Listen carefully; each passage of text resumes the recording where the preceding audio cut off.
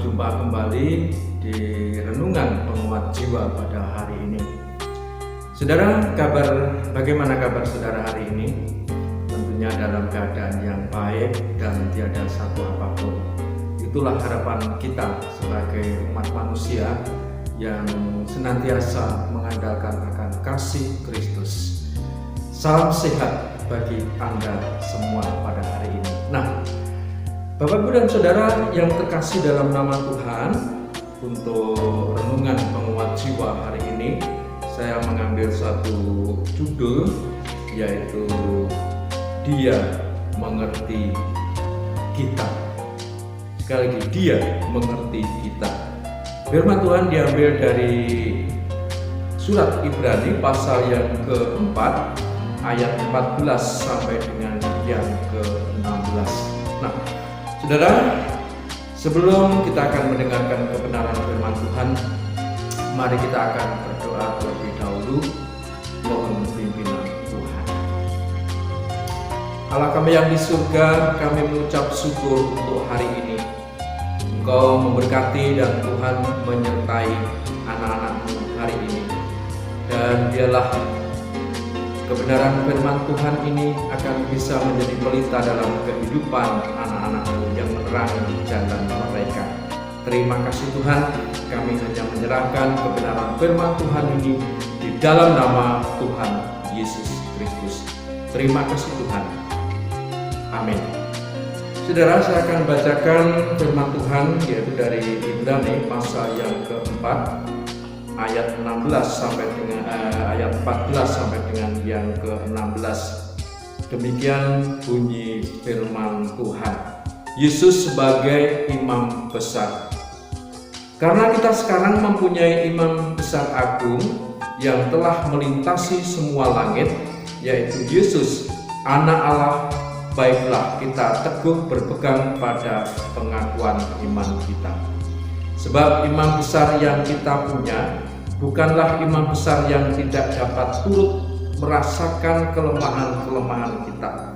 Sebaliknya sama dengan kita, ia telah dicobai hanya tidak berbuat dosa. Sebab itu, marilah kita dengan penuh keberanian menghampiri takhta kasih karunia, supaya kita menerima rahmat dan menemukan kasih karunia untuk mendapat pertolongan kita pada waktunya. Bapak Ibu dan Saudara yang dikasihi Tuhan,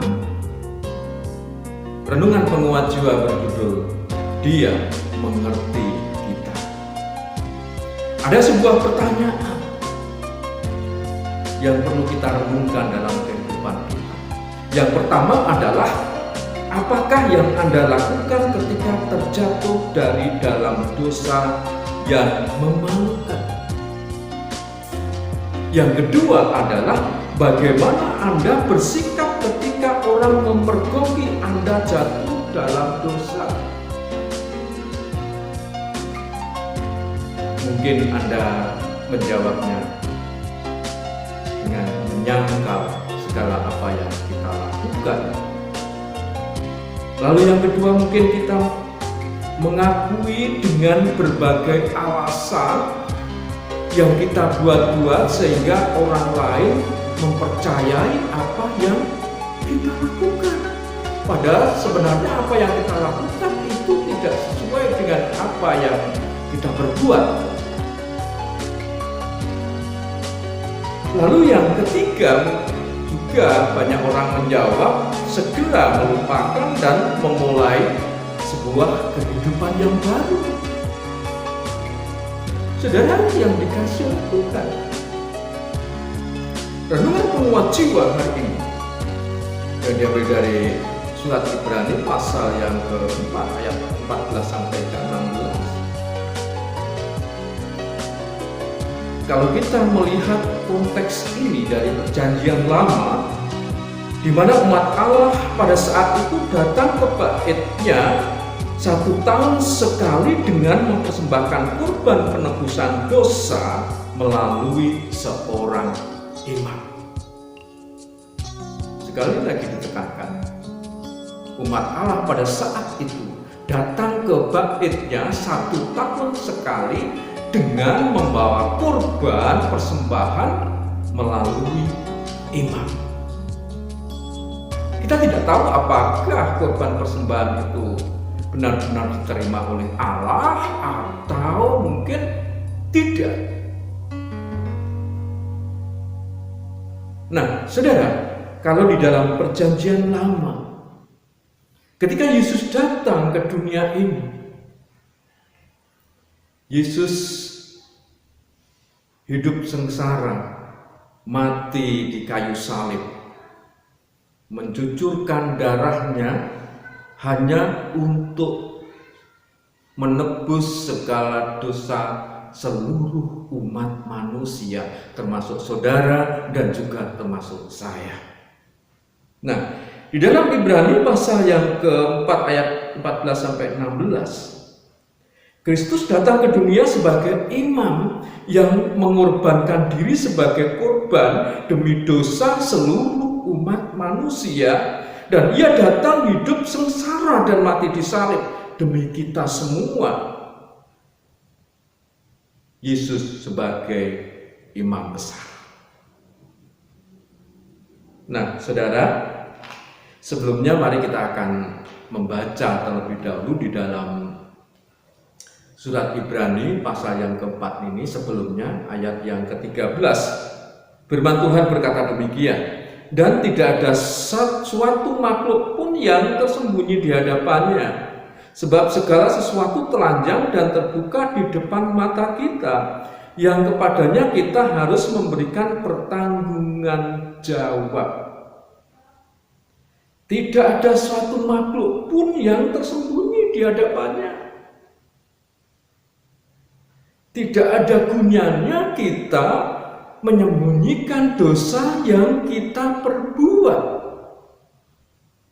Jika di pertanyaan awal tadi, apakah Anda melakukan ketika terjatuh dari dalam dosa yang memalukan? Mungkin Anda menyangkal, berarti Anda melawan firman Tuhan. Karena firman Tuhan tidak ada suatu makhluk pun yang tersembunyi. Sebab segala sesuatu telanjang. Kita adalah di depan Allah apa adanya. Kita tidak membawa apa-apa, dan kita hanya mempersembahkan roh. Jasad ini nanti juga mungkin dimakan oleh rengat. Saudara yang dikasih Tuhan. Lalu yang kedua, Tuhan mengerti isi pikiran dan hati kita.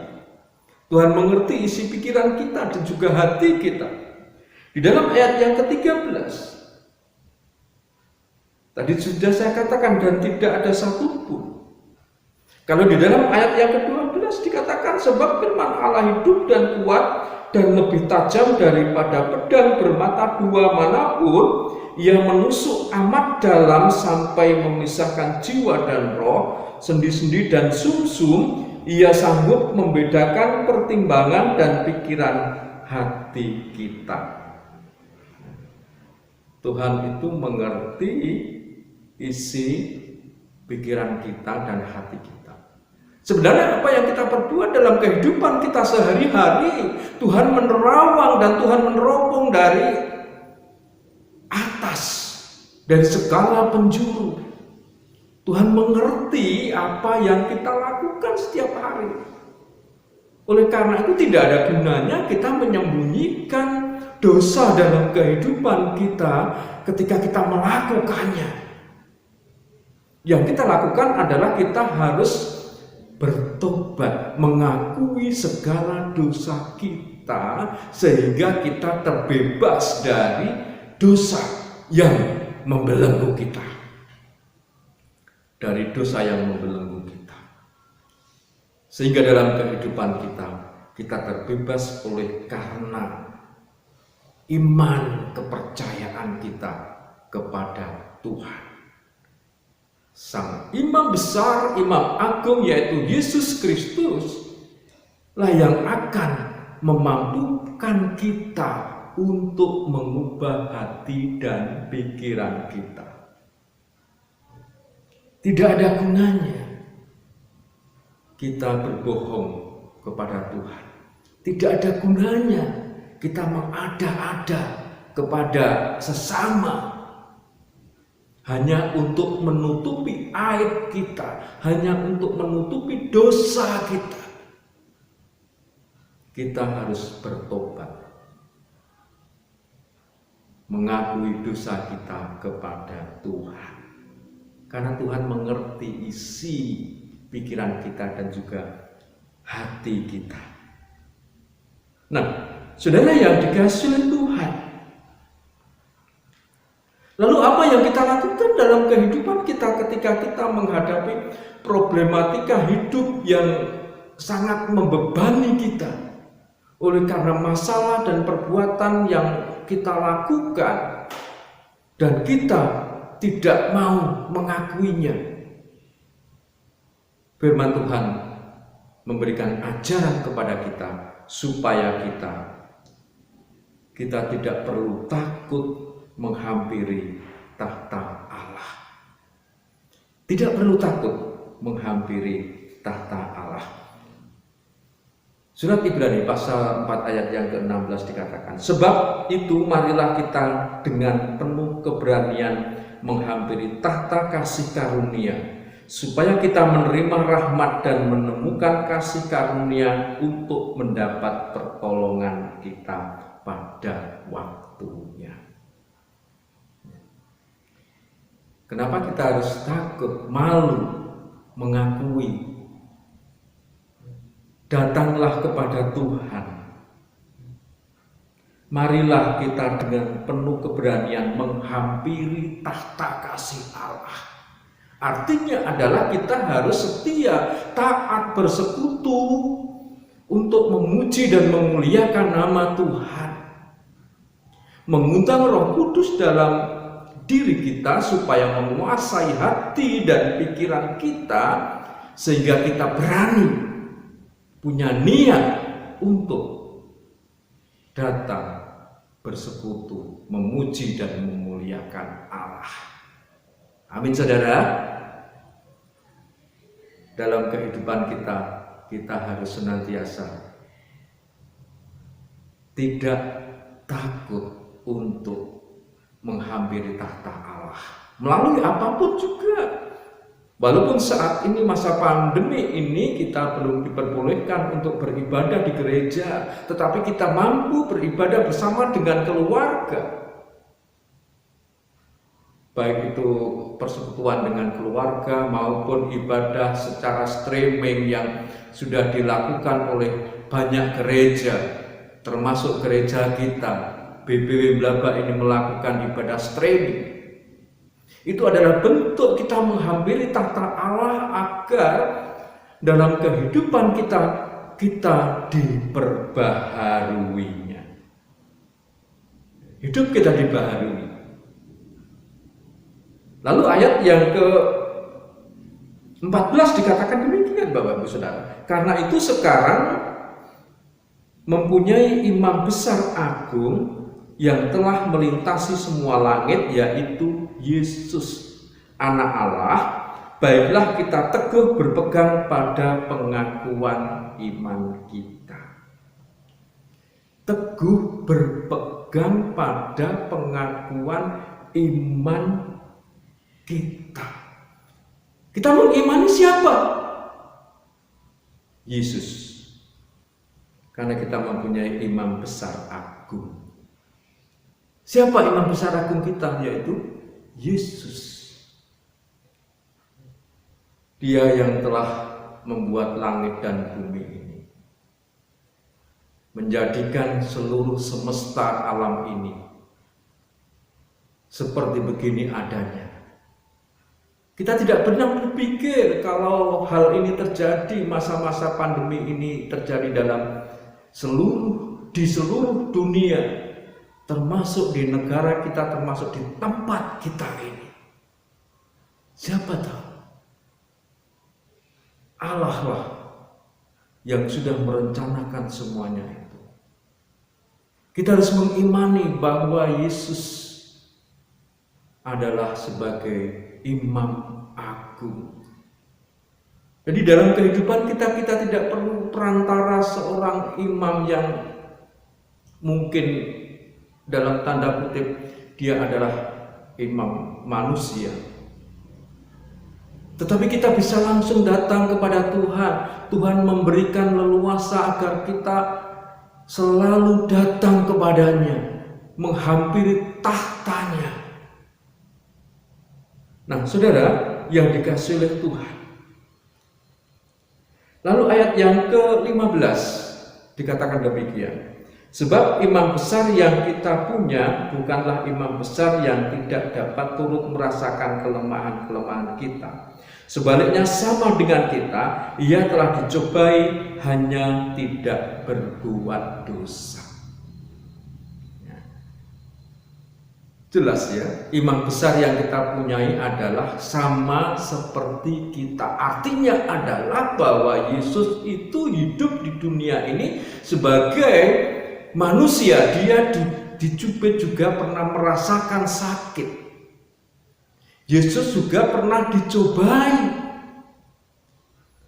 Hanya perbedaannya adalah ketika Yesus saat itu dicobai oleh iblis berbagai pencobaan supaya dia harus menjatuhkan dirinya dengan iming-iming akan diberi kuasa.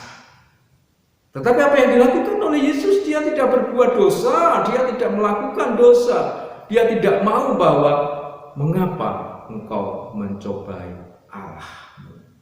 Nah, saudara yang dikasihi Tuhan, dalam kehidupan kita sebagai umat Allah, Dia mengerti tentang apa yang kita lakukan. Dia mengetahui isi pikiran kita dan hati kita. Dan oleh karena itu janganlah ragu-ragu kita mengakui segala perbuatan dosa kita kepadanya dan kita melakukan pertobatan atas dosa yang kita lakukan itu. Percaya kepada Yesus. Jika saudara belum pernah mengaku percaya kepada Yesus, kesempatan saat ini saudara mengaku Yesus sebagai Tuhan dan Juru Selamat. Jika saudara sudah menjadi anak Tuhan tetapi melakukan perbuatan yang memalukan dan membuat diri kita berdosa, saudara harus memperbarui iman. Iman kepada Yesus, Sang Imam Agung yang bisa memberikan kehidupan kita menjadi kehidupan yang salam, kehidupan yang damai sejahtera. Kita selalu hidup berkelimpahan kalau kita mampu melakukannya. Dan janganlah kita takut menghampiri tahta Allah dalam sebuah persekutuan dalam kehidupan kita. Amin, saudara. Tuhan memberkati. Mari kita akan berdoa. Bapa kami dalam surga, kami mengucap syukur untuk kasih setiamu yang begitu besar buat kami. Ajarilah kami Tuhan untuk senantiasa taat kepadamu. Ajarilah kami Tuhan untuk setia menghampiri tahtamu, taat dalam persekutuan, baik dalam persekutuan keluarga maupun persekutuan di dalam gereja. Walaupun saat ini Tuhan kami belum bersekutu di gereja, tetapi kami boleh untuk bersekutu bersama dengan keluarga melalui ibadah streaming ini. Terima kasih Tuhan, Engkau memberkati mereka semua dan Tuhan menyertai dalam kehidupannya. Engkau mengeluarkan segala permasalahan yang dihadapinya dan biarlah mereka boleh mendapatkan hidup damai sejahtera, hidup salom, yaitu di dalam Yesus Kristus. Ampunilah Tuhan segala dosa dan kesalahan kami. Inilah seru dan doa kami, hanya kami panjatkan di dalam nama Tuhan Yesus Kristus. Terima kasih Bapa. Amin. Bapak, Ibu, dan Saudara yang dikasihi Tuhan, demikian tadi kebenaran firman Tuhan. Tetap jaga kesehatan, patuhi protokol kesehatan, jaga jarak, sering cuci tangan pakai air bersih dan juga sabun, dan jangan lupa jikalau saudara keluar rumah harus memakai masker. Akhirnya Bapak Ibu Saudara, sampai bertemu kembali di lain kesempatan lagi. Salam sehat, Tuhan